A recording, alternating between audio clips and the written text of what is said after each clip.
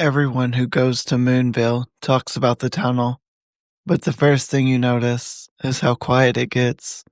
No wind, no insects, just the sound of your own footsteps on the gravel.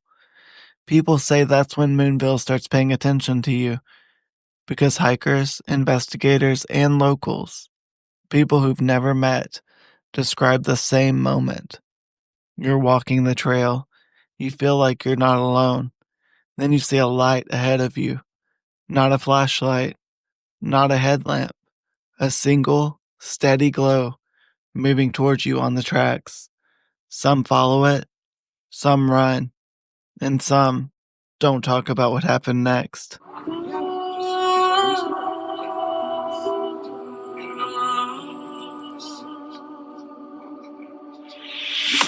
Shadows creep where the old road's been. Echoes call from the river's end. Ghostly tales in the midnight air. Secrets hide, but the land don't care. Whispers rise from the hollow ground. Footsteps fade with no trace or sound. Moonlight paints what the sun won't show. Stories lost in the undertow. You're listening to Haunted Heartland, where the past wanna go up its head. Every voice in the wind's a ghost. Every step is a haunted home. Moonville, Ohio existed and suffered because of the railroad. Founded in the 1850s, Moonville was little more than a rail stop nestled in a narrow valley. Homes were built dangerously close to the tracks. Children played where freight cars thundered past. At night, lanterns were the only light. Residents depended on the railroad for survival, yet they feared it. One former resident's descendant later wrote, "You could feel the train before you heard it. The ground shook. If you weren't paying attention, it could take you." Moonville quickly developed a reputation as an unlucky place. For Moonville was haunted, it was loud. Not the kind of loud you can tune out, but a constant, physical presence. Trains didn't just pass through Moonville. They dominated it. They shook the ground. They rattled dishes. They woke children in the middle of the night and lulled them back to sleep again. Former residents described learning to recognize trains the way other towns recognized weather. Fast train, heavy train, late train, dangerous train. One descendant of a Moonville family later wrote, "You don't need to look at the tracks. You could feel the train coming up through your feet." And that mattered, because Moonville was built too close. Houses sat just yards from the rails. Paths crossed the tracks without warning signs. At night, visibility dropped to almost nothing. Lanterns were common. Electric light was not. And when accidents happened, they happened fast. The railroad brought jobs. It brought food. It brought mail. But it also brought death. James McClintock died in 1877. That's the part historians agree on. What they don't agree on is why he was on the tracks that night. Some records say he'd been drinking. Others say he was exhausted from work. A few claim he was walking home, lantern in hand, confident that he knew the timing of the trains. But confidence didn't stop the engine. The engineer later testified that he saw McClintock too late. The train struck him head on. The impact killed him instantly. Locals said his body was found near what would later become the tunnel, broken, twisted, and unmistakably human. Years later, people walking the same stretch of track reported something strange. A figure, standing too close to the rails, head lowered, not moving, and when approached, gone, not fading, not running, just gone. If Moonville has a signature, this is it. The light, not sudden, not flashing, a steady glow. Witnesses, decade apart, describe the same motion. It sways back and forth like someone walking. One hiker described it this way: it moved with purpose, not floating, walking. Another said, I thought it was a person coming towards us. I stepped off the rail to let them pass, but no one ever passes. The light lifts, or vanishes, or extinguishes itself midair. Some believe it's the spirit of a woman searching for her husband, killed on the tracks, never recovered. Others believe that it appears as a warning because many people report seeing the light just before something goes wrong: a fall, a panic attack, a sudden, overwhelming need to leave. Moonville Tunnel feels wrong immediately, even during the day. It swallows sound. Your footsteps echo, but not the way they should. Visitors describe the air as heavy, not cold, heavy. One investigator said it felt like the tunnel was holding its breath. Halfway through, many people stop, not because they decide to, because their body does. Chest tight, pulse quickening, an urge to turn around that doesn't feel like fear, but instinct. A group of college students entered the tunnel just before sunset. They laughed at first, then they heard footsteps behind them, matching their pace. When they stopped, so did the footsteps. When they ran, the sound followed. One of them screamed. Another dropped their flashlight. They didn't stop running until they reached the trailhead. Later that night, one of them said, it felt like something watched us leave. A hiker reported feeling a sudden tug on their backpack, hard enough to pull them backwards. They fell. Their friends were 10 feet ahead. No one was behind them. Investigators asked a simple question: is anyone here? The response came back later, on playback. One word: clear, undeniable, out. Moments after the session ended, a branch fell where the group had been standing. Moonville doesn't chase people, it waits. Visitors describe the same sequence: curiosity, unease, recognition, and finally, departure. Not because they're scared, but because something feels finished. This is only part of Moonville's story, because the longer you stay, the more personal it becomes. Walking the Moonville Tunnel. You don't rush the Moonville Tunnel.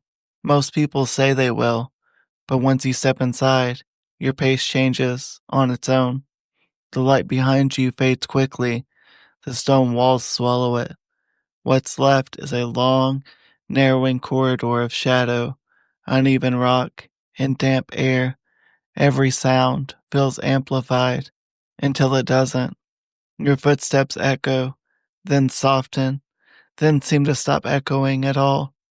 About 30 seconds in, most people notice the temperature, not a sharp cold, a gradual one, like standing near an open ground in winter. Your breath changes. You start listening, harder than you meant to. 1 minute in, you can still see the exit behind you, barely. Some visitors turn around here just to make sure it's still there. They don't say why, they just check. 2 minutes in, the tunnel curves slightly. That's when the outside world disappears completely.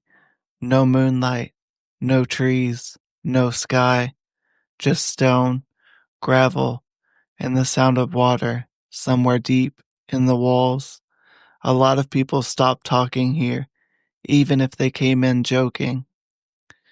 3 minutes in, this is where people report the feeling, the one they struggle to describe. Not fear, awareness, like realizing someone is standing just out of view. Several investigators have independently said the same thing. It felt like the tunnel was aware that we were inside it. The silence. At some point, the insects vanish. Visitors don't usually notice it happening. They notice it's happened. The woods outside are alive. The tunnel is not. The silence presses inward. The first sound. People often hear something here. A single noise. Metal on metal. Not loud. Not repeated. Just enough to make you stop walking. Railroad workers recognize the sound immediately. Coupling hooks. But there are no rails left. The midpoint. Losing direction. Halfway through the tunnel, distance stops making sense. People underestimate how far they've walked. Phones come out. Flashlights sweep the walls. The beam never seems to reach as far as it should. Several visitors have described the same thought. I don't remember it being this long. Time distortion. Groups report entering the tunnel for what they believe is 10 minutes. When they exit, their phones show 45, an hour, sometimes more. No one reports blacking out. No one reports missing memories. Just time stretching thin. One of the most unsettling reports involves voices, not whispers, not echoes. A voice using someone's name. Clear. Close. One investigator said, I heard my name behind me, like someone trying not to yell. They then turned around. No one was there. Deep inside the tunnel, some people see it. Not bright, not dramatic. A glow, far ahead, too steady to be reflection, too contained to be imagination. It doesn't rush, it doesn't flicker, it waits. Several people report the same instinctive reaction. They stop walking, not because they're scared, because it feels like approaching would be a mistake. When people turn back, relief doesn't come immediately. The tunnel lets them go slowly. Sound returns in pieces. First footsteps, then breath, and then insects. One hiker said, it felt like leaving a room where a conversation has stopped when you walked in. For some people, the experience doesn't end outside. Footsteps on the trail, branches snapping behind them, a sense of a pace matching their own. One couple said they didn't speak until they reached their car. It felt rude, one of them later explained, like we were interrupting something. The tunnel is where most people focus, but it's not the only place Moonville speaks, because the longer you stay on the trail, the more personal the experience becomes. Not everyone comes to Moonville believing. In fact, many of the most unsettling accounts come from people who arrived convinced that there was nothing there at all. They come with cameras, with explanations ready, with jokes lined up. One investigator described Moonville as a perfect example of suggestion and bad lighting. That was before he walked the trail at dusk. I kept waiting for the scary part, he said later. Then I realized the scary part was how normal it felt to want to leave. He didn't capture anything unusual on camera. No lights, no shadows, no voices. But he packed up early. When asked why, he struggled to answer. He said it felt like staying would be disrespectful. Another group arrived with a checklist: wind patterns, animal sounds, light refraction. They had answers prepared for everything Moonville was known for. They didn't even enter the tunnel. They stood at the mouth, lights aimed inside, and waited. 10 minutes passed. Then one of them lowered his flashlight. I don't like this, he said. The others laughed. Then the laughter stopped. No sound had changed. Nothing had moved. But all four agreed on the same thing without discussing it. They were done. Across dozens of accounts, one moment repeats. It's not the sighting. It's not the sound. It's the realization. The moment someone thinks, I don't want to be here anymore. Not out of panic, out of clarity, as if a boundary had been crossed. For some visitors, Moonville doesn't end at the trailhead. They leave, they drive away, and later, something feels off. One hiker described waking up the night after visiting Moonville. No dream, no noise, just the certainty that someone was standing in the room. It felt the same as the tunnel, she said. Quiet, heavy, observing. She slept with the light on for weeks. Several people report seeing a familiar glow days or weeks later, not on the trail, not near the tunnel, but on back roads, at the edge of fields, far enough away to dismiss, close enough to recognize. One man said it was the same color, the same steadiness. That's how I knew. Dreams come up often, the same imagery, tracks stretching into darkness, a light ahead, the inability to catch up to it. People wake with the same sensation they felt at Moonville, not fear, but awareness. What makes Moonville different isn't the number of stories, it's how little they vary.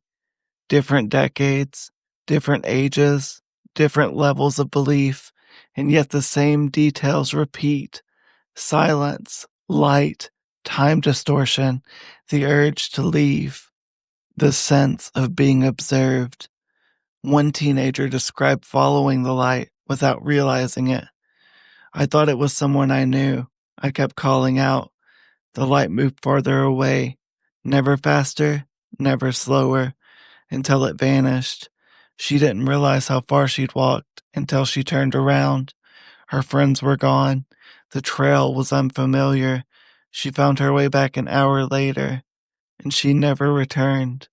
Several visitors describe Moonville as feeling occupied, not crowded, occupied, like arriving somewhere mid-conversation, like opening a door that you weren't invited to open. One investigator put it simply, it felt like we were interrupting something that didn't need us there. Moonville doesn't demand belief. It doesn't escalate. It doesn't perform. It repeats. And that repetition is what gives it weight. There are places where history feels distant, and there are places where it feels present. Moonville belongs to the second kind. Researchers who study environmental psychology talk about liminal spaces, locations that exist between purposes, not destinations, not homes, but passages. Railroad towns are built to move people. The Moonville Tunnel was built to move trains. Neither were meant to be places where anyone stayed. When death repeats in places like that, it doesn't feel resolved. It feels paused. What gives Moonville its weight isn't spectacle, it's repetition. The same types of deaths, the same warnings, the same sensations reported by people decades apart. When a story repeats long enough, it stops being a story.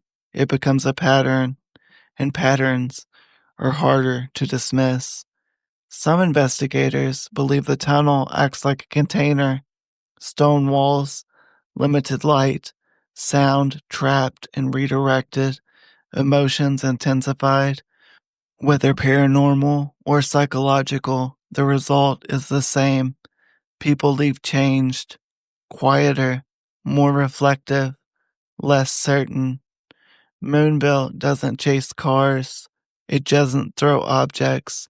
It doesn't scream for attention. Instead, it waits. It lets visitors project their expectations and then gently dismantles them. Before we close, let's return to the light, not as a ghost, not as proof, but as an image, a steady glow on a dark trail, something that appears just far enough ahead to make you move, something that never rushes because it doesn't have to. Imagine leaving Moonville at night, the trail behind you, The woods opening up, sound coming back in layers, first your breath, then your steps, then the world. You don't feel watched anymore, but you don't feel alone either. You feel observed, as if something noticed you and decided that you were finished. Moonville doesn't ask you to believe in ghosts.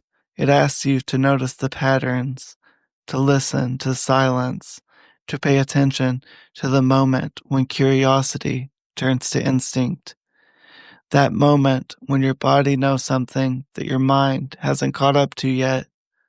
Somewhere along the trail, the tunnel waits, dark, unmoving, and further down, a light, not calling, not warning, just there, steady, patient.